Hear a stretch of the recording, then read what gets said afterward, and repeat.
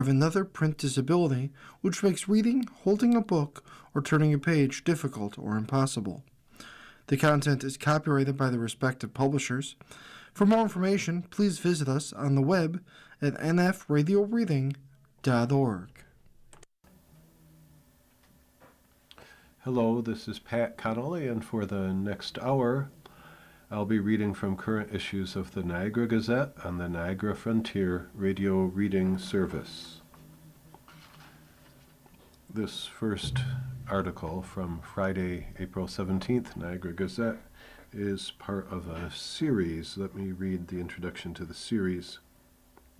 As part of an ongoing series, the Niagara Gazette is examining the long-running relationship between the city of Niagara Falls and Niagara Falls redevelopment, now potentially nearing resolution through court-ordered mediation that could clear the way for a long-discussed two-project solution, allowing Robert Restaino's Centennial Park Arena project and NFR's $11.5 billion data center campus to move forward while settling a series of lawsuits, land disputes, and regulatory battles in the city's south end. So reference to NFR is Niagara Falls Redevelopment. Once promising Falls Convention and Civic Center fizzled.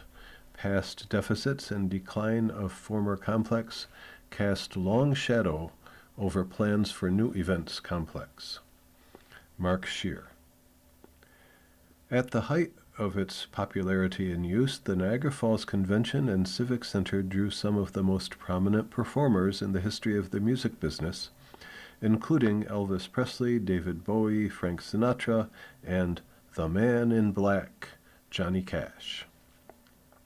The center enjoyed the bulk of its success in the early 1970s and 1980s, a time when many believed the 4th Street building with the rainbow-arched roof could still live up to its potential as one of the premier destinations for visitors and conventioneers in America.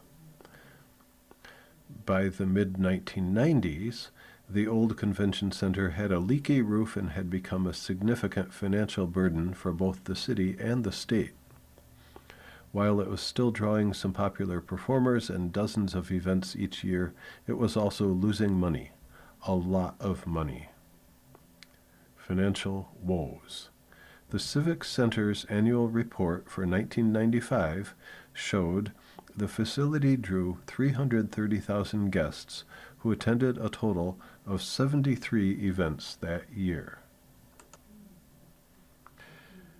As the Buffalo News reported at the time, the list included concerts by country singers Roger Whittaker and Loretta Lynn, performances by alternative bands like Green Day, Fish, and the Bare Naked Ladies, as well as, quoting, rodeos, wrestling shows, basketball games, a boat show, a dog show, and various conventions, end quote. Despite the lineup, the Convention Center's 1995 annual report, compiled by the facility's private management company, Spectacor, showed a year-end deficit of $957,707. Harry E. Kahn, the general manager of the center at the time, still described 1995 as an outstanding year for the Falls facility. In the news article, Buffalo News article, Kahn noted the center's deficit was $85,000 higher in 1994 and far less than the $1.402 million benchmark Spectacor projected as part of its multi-year operations plan. Based on its own estimates for annual losses, Spectacor's management argued that it actually saved more than $3.3 million in operating costs at the site since 1987, leading former Falls Mayor James Galley leading former Falls Mayor James Galley to recommend the company for 8 years of, quoting, efficient and effective management, end quote. Transfer to Seneca Nation of Indians. As the Buffalo News reported at the time, the 4th Street Convention Center, which opened in 1974, continually amassed deficits, while it was owned by the state and operated by the city. By the year 2000, the city spent $1.3 million to operate the building, which had a total budget of $3.4 million. I'm sorry, that's $5.4 million. 5.4. At the time, the facility also needed a new roof, with the Buffalo News reporting the job would cost $10 million, with, quoting, no sign of where the money would come from, end quote.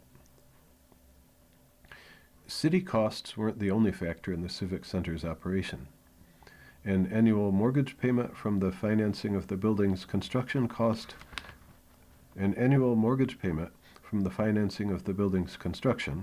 cost the state another $3.3 million per year. When the state agreed, under former Governor George Pataki, to turn the building over to the Seneca Nation of Indians for the purposes of developing what was then announced as a temporary casino in Niagara Falls, part of the agreement required the Senecas to pay off the state's debt service for the facility. The final cost to the Senecas came in at $25 million. Trying again? ? Fast forward 26 years, and city officials, led by Mayor Robert Steino, are now pushing for the development of Centennial Park, a $210 million events campus that would include an arena for minor league hockey games and other events, a community ice rink for youth and amateur hockey, an outdoor plaza, and an 800-space parking ramp. A project feasibility study released last year by the city's private consultant, the Sports Facilities Advisory, LLC of Florida, projects the event center model would generate a positive return of $104,223 in the first year of operation, and that the number would increase to $511,138 by year 5. The figures do not take into account any debt service payments the city may have to make each year if it borrows money to purchase land for the project or to contribute to the construction of the facility itself. According to the feasibility study, SFA's model, that's Sports Facilities Advisory's model, leverages, quoting, arena tenant revenue, event hosting revenue, sports operations revenue generating opportunities and spaces, as well as supporting programs and services centered around the volume of visitors to create an operationally profitable model, end quote, that combine to contribute to a long-term sustainable model. In creating its financial forecast for the events center, the consultant noted that its projections are based on, quoting, timely marketing, attention to detail, ongoing financial analysis, a focus on customer service, and intelligent management practices. This article has gone quite long, and there is quite a lot left, so I will stop here. If you would like to hear the rest of the article, please call Niagara Frontier Radio Reading Services at 716-821-5555, and staff will read the remainder of the article to you. Still from the Friday, April 17th Niagara Gazette, an article about the city school budget.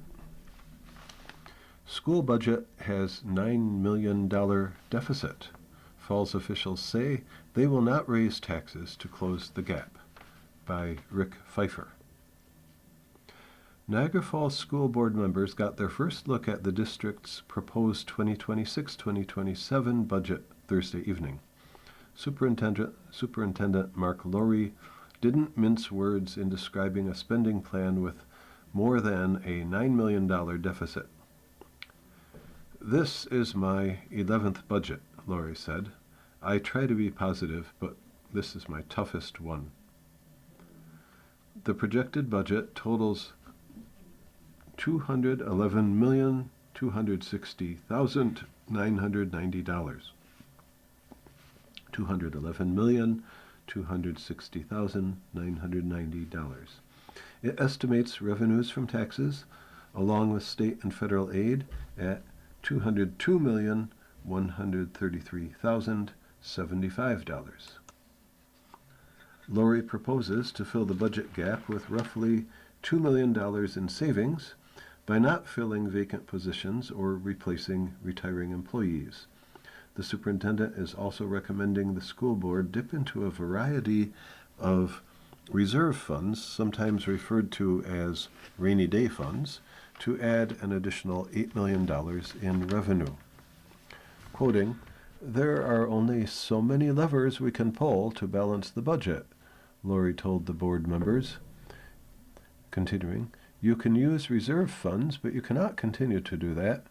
It's raining right now. It's raining really, really hard, but you have a solid umbrella." End quote. The superintendent noted that the district's costs have outpaced its revenue in 4 of the past 5 years. In the 2026-27 budget, the district estimates that expenses will increase more than 4%, while revenues will rise by a little less than 2%. "I don't think 4% is unreasonable," Lori said. "We have some healthy reserves, but you can't keep dipping into them forever. Something's got to give."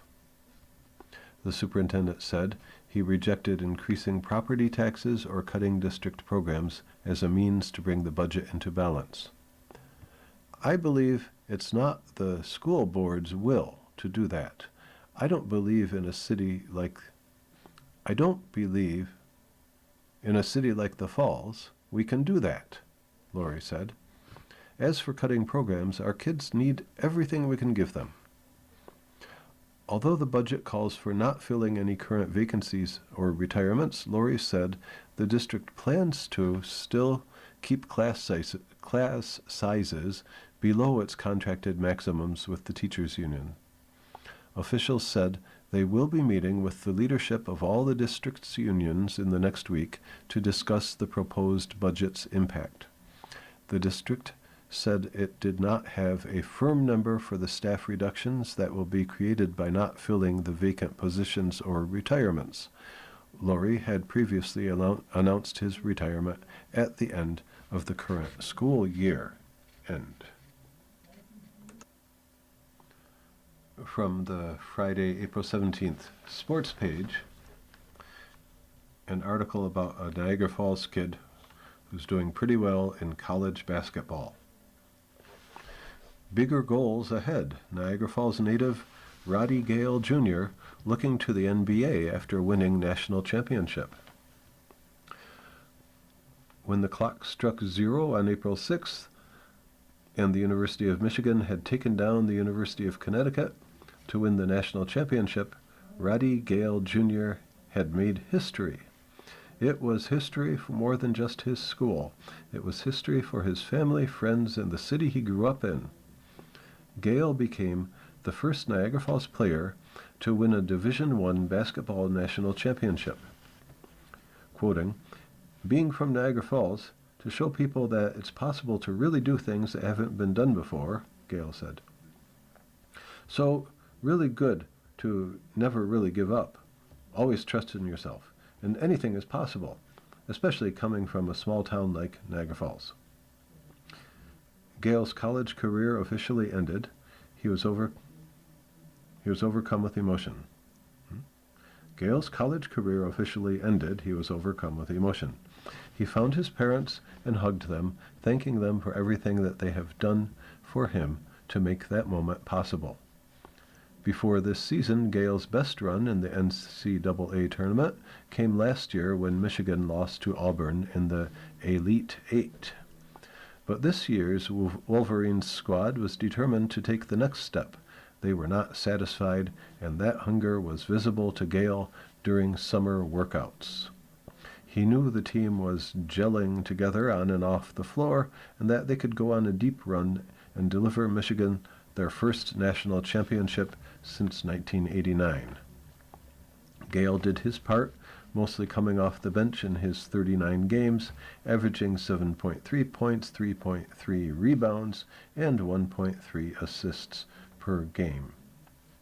The journey has helped make Gale into a leader for his teams, which is something that has been noticed by his teammates, including junior Elliot Cadeau, who spoke to the assembled media about Gale after Michigan beat Arizona in the Final Four on April 4th.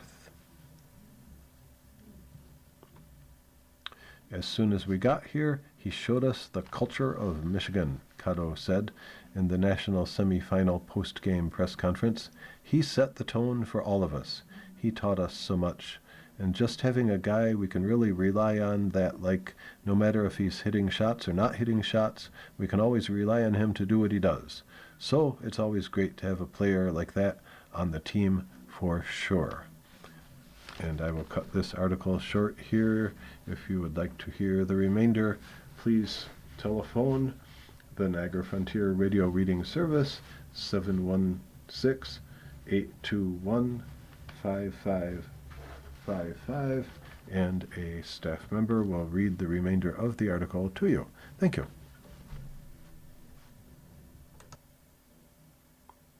Moving back a day to the Thursday, April 16th, Niagara Gazette. Final sentence. Serial killer Richard J. Fox receives third life term for victim hidden in Falls. Rick Pfeiffer. A convicted serial killer tied to murders in Niagara Falls and Buffalo and suspected of more homicides has been sentenced to his third consecutive term of 20 years to life in state prison. The latest life sentence was handed down to Richard J. Fox on Wednesday morning by Niagara County Court Judge John Ottaviano for his guilty plea to the murder of Crystal Curthoys, 32, formerly of Lockport. Curthoys, possibly wrong, might be Curtois. Curthoys' skeletal remains were discovered by Niagara Falls police under a stairwell in an Orleans Avenue apartment building where she and Fox had lived. The grisly discovery was made in March 2025 after Niagara Falls Police Department detectives acted on a tip that Fox had killed Curthoys in January 2023 during an argument. Quoting, "You had access to her home as a handyman. The cause of death was a sharp force trauma inflicted during a physical assault. After you killed her, you concealed her body beneath the basement stairs. You drywalled over the opening. You entombed her as though she were not a person, as though she were not someone's daughter, someone's friend," Ottaviano said to Fox. "You said you beat her until she was dead and that you choked her. You felt no particular urgency to call for help, no remorse, no horror at what you had done." End quote. Fox said nothing during the sentencing hearing. He barely spoke to his defense attorney. When asked by Ottaviano if he had anything to say before his sentence was imposed, public defender Alexander Basinski spoke for his client, saying only, "Richard does not wish to speak." Previously, Fox had told law enforcement officers and his attorney that he would only make two appearances in Niagara County Court after his December 2025 indictment for Curthoys' murder. Fox said he'd come to court to plead guilty and to be sentenced. On January 29th, the convicted killer pleaded guilty to a single count of second-degree murder. First Assistant Niagara County District Attorney Doreen Hoffman asked Ottaviano to impose the maximum possible sentence on Fox. She told the judge that Fox was a remorseless killer. Quoting, "He lacked any remorse as he talked about killing Crystal," Hoffman said. "He lacked any show of emotion. He spoke of it like you or I would speak of having lunch." Members of the Curthoys family were not present in the courtroom for the sentencing. Hoffman told the judge they did not want their last memories of Crystal to be tied to Fox. Quoting, "Crystal was missing for 2 years while this family was wondering where she was, wondering if she was okay," Hoffman said.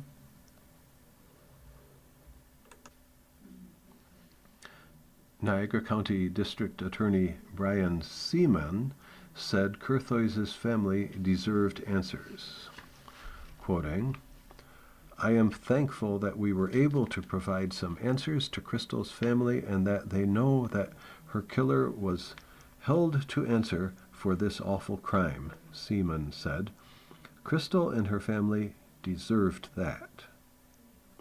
In March 2025, Falls Police Criminal Investigation Division detectives, Criminal Investigation Division being abbreviated as CID, detectives, along with Buffalo Police Homicide Squad and Chautauqua County Sheriff's Office investigators, executed a search warrant at an apartment building at 2419 Orleans Avenue.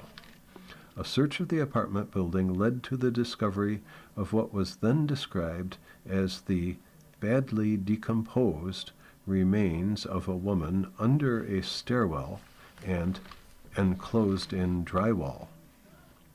Falls Police Crime Scene Unit detectives were able to recover DNA evidence from Curthoys' remains and identify her through dental records. Law enforcement sources later confirmed that Fox had lived in an apartment in the Orleans Avenue building and had worked as a handyman for a former owner of the property. Just over a week after the discovery of Curthoys' remains, Falls and Buffalo police detectives and New York State police investigators executed additional search warrants at locations on Pierce, Pine, and LaSalle Avenues. In the 1100 block of Pierce Avenue, investigators seized and towed away a white Chevy Express utility van parked behind a residence. Sources said the van was linked to Fox. In May, Falls Police conducted a forensic dig in the backyard of the Orleans Avenue building, but did not turn up any additional evidence. In addition to the Curthoys homicide, Fox has pleaded guilty to 2 counts of second-degree murder in connection with the cold case slayings of Cassandra Watson and Marquita Mull, both of Buffalo. Watson is believed to have been killed in Buffalo sometime between 2003 and 2004, while Mull was likely murdered there in June 2021. On September 26, 2021, a hiker walking along the Chautauqua Rails to Trails near Wollabin Road in the town of Portland discovered the remains of a human skull. A forensic analysis determined that the skeletal remains had been buried at the site for more than a decade. The following day, September 27, 2021, investigators discovered Mull's body in a shallow grave as they excavated the site where Watson's remains had been discovered.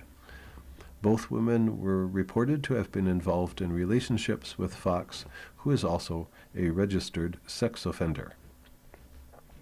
Fox was sentenced to 2 consecutive 20-year to life sentences for the Watson and Mull murders. He was arrested on January 7, 2025, as he walked on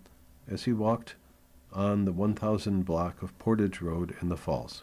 He was taken into custody by a Falls Police Narcotics and Intelligence Division detective and a falls detective assigned to the U.S. Marshals Violent Fugitive Task Force. Law enforcement sources say that Fox has been recently questioned by New York State Police criminal investigators about other homicides he may have committed.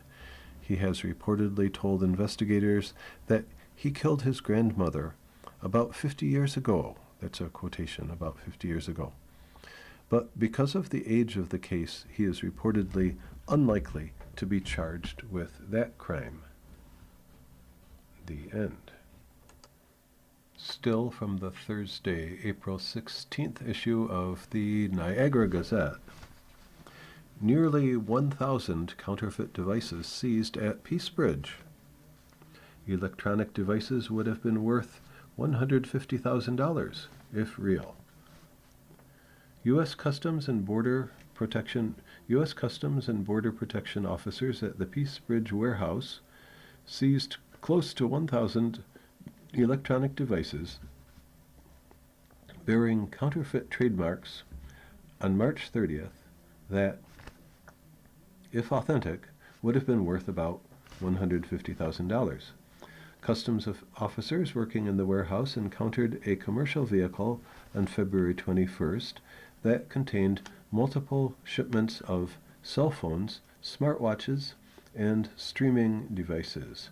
Further investigation into the items determined them to be inauthentic, and they were subsequently seized for bearing counterfeit trademarks. On March 30th, the CBP, Customs and Border Protection, the CBP Consumer Products and Mass Merchandising Center of Excellence and Expertise, which are CBP's trade experts, appraised the products at $150,000. Let's read this again. On March 30th, the CBP Consumer Products and Mass Merchandising Center of Excellence and Expertise, which are the CBP's trade experts, appraised the products at $150,000 manufacturer-suggested retail price had these items been genuine. This seizure underscores the critical role that CBP officers play in protecting consumers and legitimate businesses from the dangers of counterfeit goods, said Acting Port Director Sharon Swiatek. Our officers are safeguarding both the integrity of our supply chain and the safety of the public. CBP, again, Customs and Border Protection, CBP has the authority to detain, seize, forfeit, and ultimately destroy imported merchandise if it bears an infringing trademark or copyright that has been registered with the United States Patent and Trademark Office or the United States Copyright Office and has subsequently been recorded with CBP through the e-recordation program. Other violations can include misclassification of merchandise, false country of origin markings, health and safety issues, and valuation issues. Trade in counterfeit and pirated goods threatens America's innovation economy, the competitiveness of U.S. businesses, the livelihoods of U.S. workers, and in some cases, national security and the health and safety of consumers. It is also against the law to import counterfeit or pirated merchandise, and individual consumers may be liable for a fine even if they did not intend to import counterfeit or pirated merchandise. CBP has established an educational initiative to raise consumer awareness about the consequences and dangers that can be associated with the purchase of counterfeit and pirated goods. Information about the Truth Behind Counterfeits campaign can be found at CBP's Fake Goods, Real Dangers webpage. During fiscal year 2025, CBP seized over 78 million counterfeit goods with an estimated manufacturer's suggested retail price worth over $7.3 billion had the goods been genuine.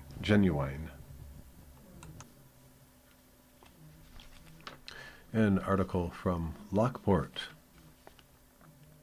in the Thursday, April 16th, Niagara Gazette. I think it's pronounced Canaan Arena Building. That's how I will say it. Canaan, I am not sure. Canaan Arena Building space for community wellness. New arena set for September opening as leaders plan diverse lineup of events, by Heidi Truschel Light, Lockport. Large windows overlook the parking lot of the new Canaan Arena, with the structure's shell now closed in and construction heading for the home stretch. Canaan Center Executive Director Bill Paddy said staff is holding meetings to explore hosting a wedding expo, RV and boat show, animatronic dinosaur exhibition, and volleyball tournament in the 64,200 square foot arena. While the second floor community rooms are framed in, gravel floors remain in the massive indoor sports spaces. A ribbon cutting is scheduled for the facility, which will include the Montessori School, on September 5th, and a grand opening is planned for September 21st. The leadership team plans for opening week to feature free open houses, demonstration lessons, and open gym access. Quoting, "We'll do some music, but not major concerts," said Les Sobieraski, Canaan's assistant director. "We have to make sure the Montessori School is up and running." Patty said they will plan for 2 large concerts in the first year of opening. Quoting, "We're looking for groups with national recognition," he said, "most likely in the classic rock and retro pop genres." Quoting, "We know it's going to be the biggest event facility in Niagara County," said Sobieraski. "We want to bring economic development to the community. How are we bringing people from out of the area into the city? And where are they going to go for lunch and to see the canal?" Sobieraski said the new multipurpose facility is intended to take a wellness approach to arts and recreation rather than just focus on sports. "We see Canaan as a unicorn," she said. "We can't find anybody like us. We want people to feel there's something here for them. We want to give people the option to try something new," Patty said. The Canaan Center's all-ages approach allows it to serve the largest possible local audience. Spaces are planned to do double duty for children and adults, from meeting rooms to play-in courts. The partial wall of windows on the north side of the building provides generous outdoor views and plenty of natural light to the various community spaces that are larger than classrooms. A boardroom has an adjoining food service space where caterers can deliver their dishes through a separate outside door and warm or refrigerate food. Patty said the room can also be rented for birthday parties that allow adults to socialize while kids use other spaces. A generous community space on the second floor is dedicated as the Lockport Rotary Room, where Patty said parenting classes and support groups can gather. The fitness center has an additional interior window where Patty said parents can use fitness equipment while keeping an eye on their children playing on the sports field below. Canaan has re-envisioned its computer classrooms as a place where relationships can form among like-minded techies. Quoting, "We want to make antisocial activities into social activities," Patty said of computer gaming. "When kids gather together for gaming," he said, "they find their tribe and make friendships. They're solving problems together in a way that's not forced," said Sobieraski. She said one parent commented, "My kids are going to play video games anyway." A second-floor art classroom will be set up with all the supplies necessary for ongoing creative exploration. Sobieraski said it will be open 12 to 15 hours a week, offering classes. I should say, in some parts of this article, her name is Sobieski, and in others it's Sobieski. So I am not sure which name is correct. However, it appears to be the same person. A corner yoga studio will feature padded dance flooring, Patty said, where theater classes can be taught and rehearsals conducted. Rather than locker rooms, the new arena has plenty of single restrooms. For large tournaments, Patty said community space can be repurposed into a locker room. 2 Montessori classrooms and 2 teacher offices are under construction on the ground floor to accommodate 48 students. Quoting, "Where else can families go for their kids to do art and play soccer after?" Patty said. From the opinion page, a long Niagara Gazette editor's opinion about a local museum. I'm only going to read the first 3 paragraphs and stop after them. They seem to contain the essential part of the information. Our view. Cambria's changed outlook on museum is refreshing. After nearly a decade of permitting issues and court challenges, last week the Cambria Town Board cleared the way for Forsyth Warren Tavern Living History Farm and Museum to not just survive, but thrive. Finally. That's Forsyth Warren Tavern. Forsyth Warren Tavern Living History Museum Farm and Museum. The board approved rezoning of the property at 5182 Ridge Road as a historical museum district, with the right to prepare and serve food and beverages on site, host a retail antique shop, conduct agricultural activity and animal husbandry, operate an on-site distillery and sell its products, conduct educational programs and tours, and hold special events. It is a hard-won victory for museum co-founders Tyler Booth and John Newman, and a win for all of Cambria. Preservation of the property, with a tavern raised in 1805, a barn that's almost as old, and the remnants of a War of 1812 military supply depot, not to mention a listing in the National Register of Historic Places, certainly is in the town's best interest. As the authorizing resolution notes, the Living History Farm and Museum preserves and protects the community's character, epitomizes the town's agricultural heritage, and provides a unique, immersive experience in the heart of the Niagara Wine Trail. So I have read only part of this long opinion article from the editors of the Niagara Gazette, praising the fact that the Cambria Town Board has cleared the way for the Forsyth Warren Tavern Living History Farm and Museum to open. If you'd like to hear the rest, please do call the Niagara Frontier Radio Reading Service at 716-821-5555, and a staff member will be happy to read the remainder of this opinion piece to you. Now from the Wednesday, April 15th Niagara Gazette. Falls police probe 19th Street shooting. Unidentified Buffalo man is expected to survive non-life-threatening wound.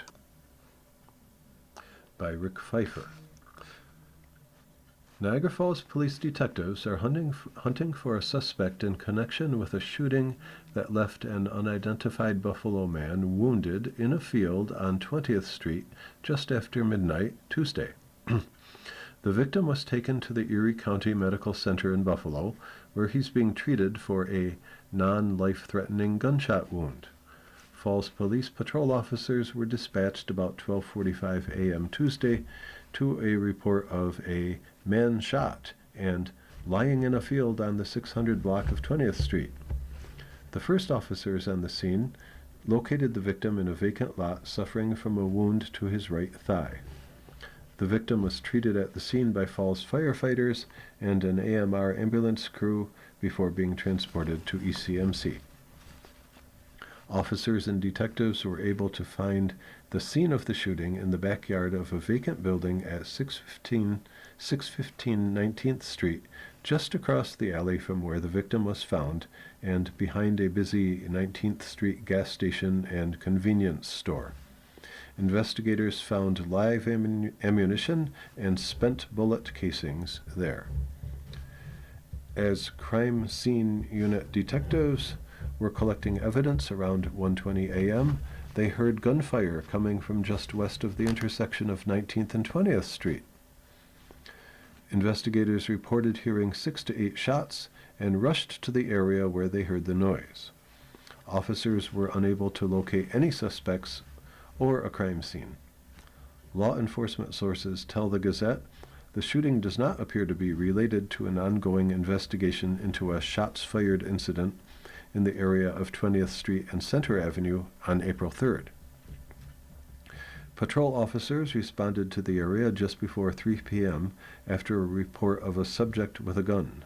Officers were told that witnesses had spotted 2 males shooting a gun in a field.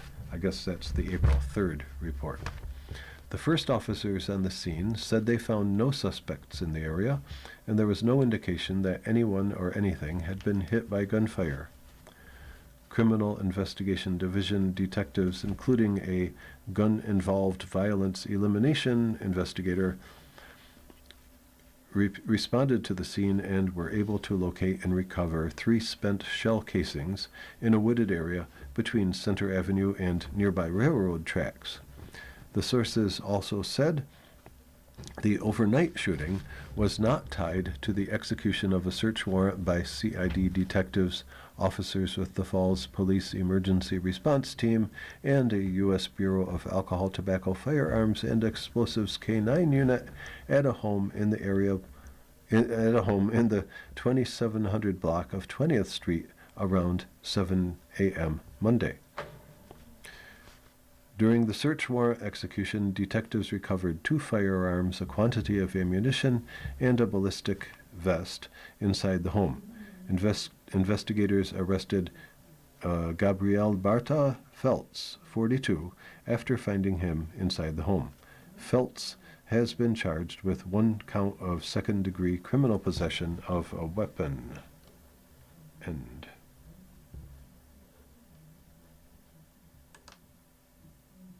From the front page of the Wednesday, April 15th, Niagara Gazette, prison for gas station assault.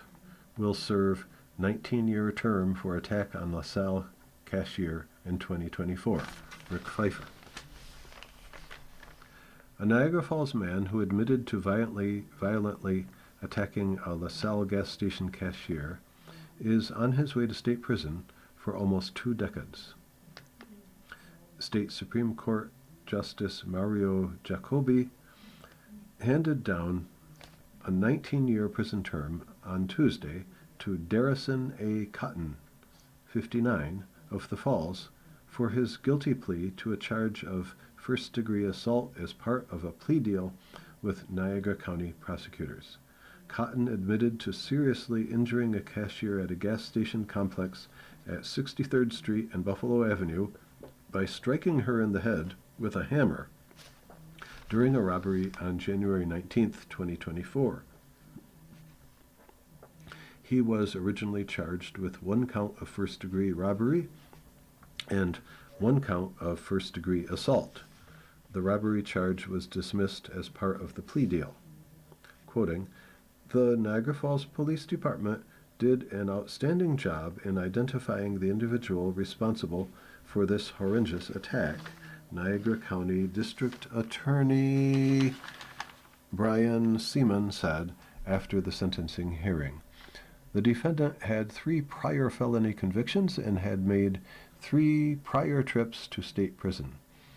This sentence will protect the community from this dangerous and violent individual. A tip from a Falls Police Patrol officer first led detectives to Cotton as a suspect in the robbery and assault. The tip from Falls Police Patrol officer Joshua Salada provided what detectives called critical information in their investigation. Detectives said Salada had a previous encounter with Cotton, and as a result of that encounter, he believed that Cotton could be a person of interest in the case. He felt that Cotton met some of the elements of what we were looking for, an investigator said, and he passed that information on to detectives Kevin Henderson and Kenneth Redmond. Police brass said Henderson and Redmond, along with crime scene unit detectives, were then able to develop a case that led to Cotton's arrest. Cotton was accused of entering a small store, part of the gas station complex at 63rd Street and Buffalo Avenue, near the North Grand Island Bridge, exit of the I-190, at 7 a.m. on January 19, 2024. The assault and robbery were captured on video by security cameras at the gas station. Detectives said the video showed Cotton entering the store toward the rear of the gas station property. After entering the store, police said Cotton immediately attacked a 57-year-old female clerk, beating her violently about her head with a hammer. It was brutal and very difficult to watch, one detective said of the video. The suspect just walked in and hit her repeatedly in the head with a hammer. Police said the unidentified woman suffered serious injuries and was rushed to Niagara Falls Memorial Medical Center for treatment.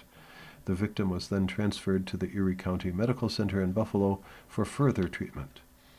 Investigators said Cotton stole an undetermined amount of cash, as well as cigarettes and other merchandise, before leaving the store.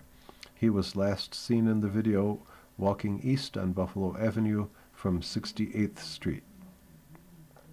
Detectives said Salada knew that Cotton lived in the neighborhood near the gas station. Police said that during the course of the robbery, a male customer who was driving a black Acura sedan came into the store. Detectives said the customer had an interaction with the suspect, and the suspect appeared to pretend that he was the store clerk. The end. You are listening to a reading of articles and features from the Niagara Gazette on the Niagara Frontier Radio Reading Service. From the Tuesday, April 14th issue of the Niagara Gazette, front page, Search turns up guns. Warrant for 20th Street home also leads to seizure of ammunition, ballistic vest. Falls Police Department Criminal Investigation Division detectives have taken an unidentified man into custody as part of an investigation into a shooting on April 3rd. The apparent arrest followed the execution of a search warrant by CID detectives, that's Criminal Investigation Division detectives, officers with the Falls Emergency Response Team, ERT, and a U.S. Bureau of Alcohol, Tobacco, Firearms, and Explosives. And a U.S. Bureau of Alcohol, Tobacco, Firearms, and Explosives K-9 unit at a home in the 2700 block of 20th Street around 7 a.m. Monday. Law enforcement sources indicated the search warrant execution was tied to an ongoing investigation into a shooting incident in the area of 20th Street and Center Avenue on April 3rd. Patrol officers responded to that area just before 3 p.m. after a report of a subject with a gun. Officers were told that witnesses had spotted two males shooting a gun in a field.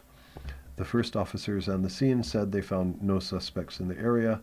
There is no indication that anyone or anything had been hit by gunfire. Criminal Investigation Division detectives, including a gun-involved violence elimination investigator, responded to the scene and were able to locate and recover 3 spent shell casings in a wooded area between Center Avenue and nearby railroad tracks.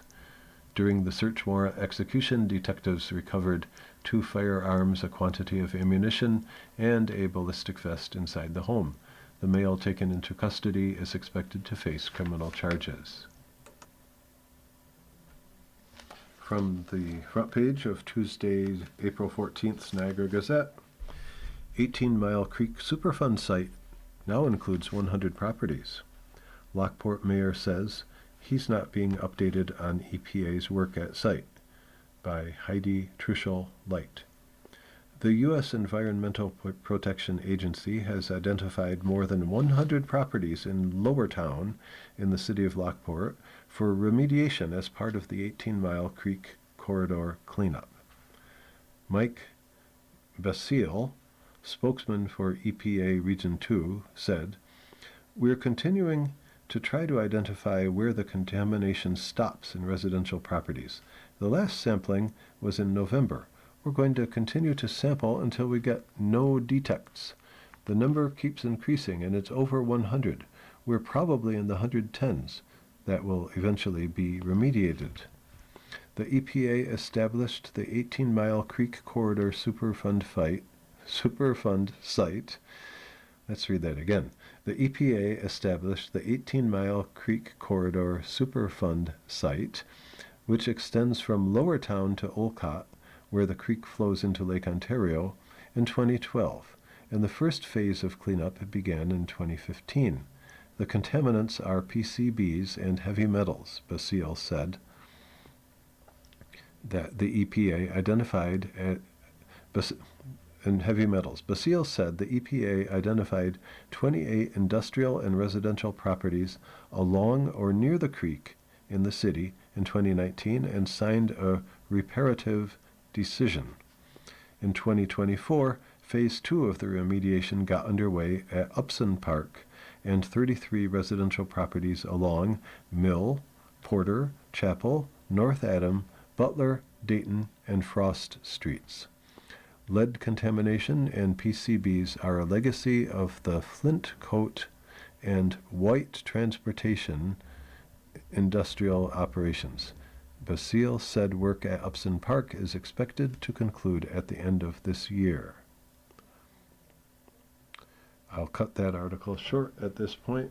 If you would like to hear the remainder of the article, call 716-821-5555, and a staff member of the Niagara Frontier Radio Reading Service will be happy to read the remainder of this article from the April 14th Niagara Gazette.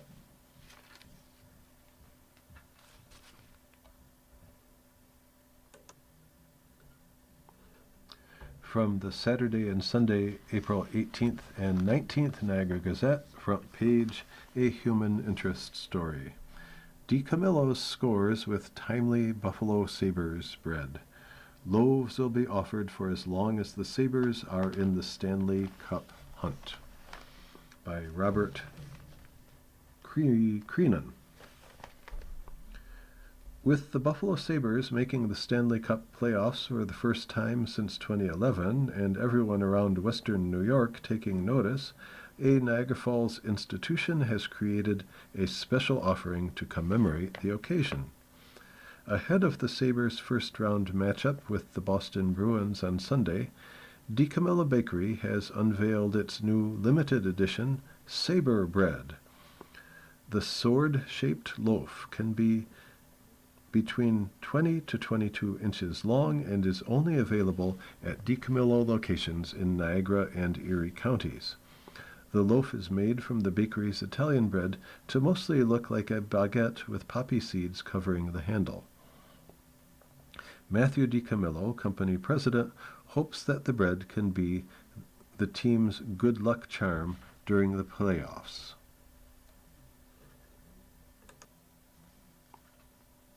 Ever since the Sabres started playing better, we talked internally about some hockey-related product to cheer on the local team, said DiCamillo. We came back after Easter and we thought, why not do a Sabre? The last time DiCamillo's had a big Sabres-related item was sugar cookies with hockey designs on them, sugar cookies with hockey designs on them when the team made back-to-back conference finals in the mid-2000s. The bakery has offered Bill's bread in the past, which were loaves colored red, white, and blue. Each loaf is sold for $21.99, and comes shrink-wrapped on a white board, DiCamillo said. DiCamillo said it would be best for customers to place orders for them either over the phone or online, with initial batches selling out quickly. We made 5 or 6, then sold twice that many in a day, then twice as many the next day, DiCamillo said. We're trying to get ahead of it since they are selling pretty fast. These are not the only hockey-related items DiCamillo's has during this playoff run. They also have sugar cookies for $5 and hockey pucks made of chocolate brownies for $6. You've been listening to a reading of articles and features from current issues of the Niagara Gazette. We read from the Niagara Gazette every Saturday at 11 a.m. Your reader has been Pat Connolly. Thank you for listening. Coming up next in the Niagara Frontier Radio Reading Service, we have a reading of the Dunkirk Observer. Following that at 1 o'clock, we have a reading of some of our Northtown Bee papers, including Amherst, Clarence, Cheektowaga, Lancaster, and Depew. And then at 2 o'clock, we have the Southtown Bees, which includes Orchard Park, the Hamburg Sun, the East Aurora, and West Seneca papers. Stay with us for these readings and more. You're listening to the Niagara Frontier Radio Reading Service. Radio Reading broadcasts daily readings 24 hours a day of newspapers, magazines, and books to people who are blind or have a print disability and are provided reading radios. Radio Reading's broadcast signal is provided at no charge by WNED. From broadcast studios at 1199 Harlem Road, Radio Reading continues our almost 40-year tradition of award-winning service. For more information on the Niagara Frontier Radio Reading Service, call 716-821-5555.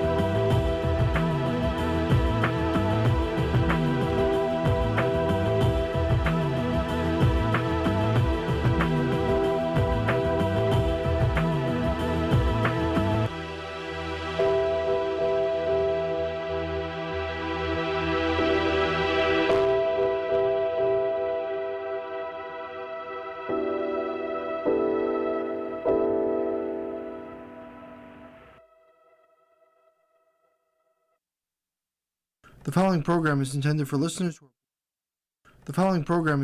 listeners who are blind, have low vision, or have another print disability